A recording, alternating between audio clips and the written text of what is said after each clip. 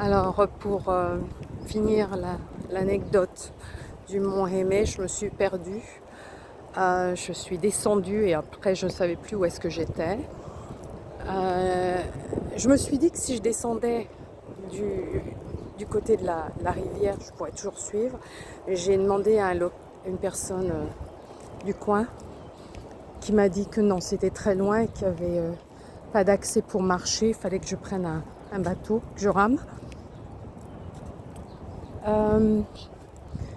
Du coup, je me suis dit, je vais marcher parce que j'ai pas de bateau et mon mandarin ne me permet pas de me demander si je peux louer un bateau.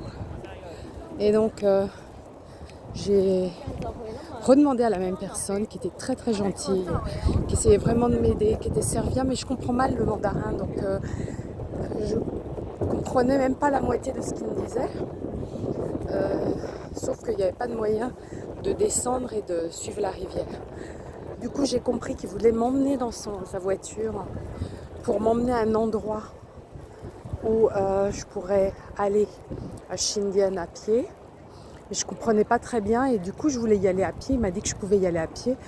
Donc, j'ai descendu la route qu'il m'indiquait. En bas de la route, apparemment, ça descendait plus à droite. Donc je me suis dit ça doit être là, mais je n'étais pas sûre, je voulais regarder sur mon téléphone. Bref, le temps que je trouve, le type est repassé en voiture et m'a dit de monter. Du coup, j'ai monté dans sa voiture et je me suis retrouvée en 2 minutes au Suspension Bridge, donc le pont en fait qui est suspendu, le pont fabriqué par les Japonais. Donc en fait c'était c'était à 1 kilomètre d'où je me trouvais et c'était pas loin, mais voilà. Avec mon sens de l'orientation, mon app Google Maps pas installée. Voilà, j'étais juste en train de me dire où est-ce que je suis. Et voilà. Donc finalement c'est très simple, c'est une bonne petite marche.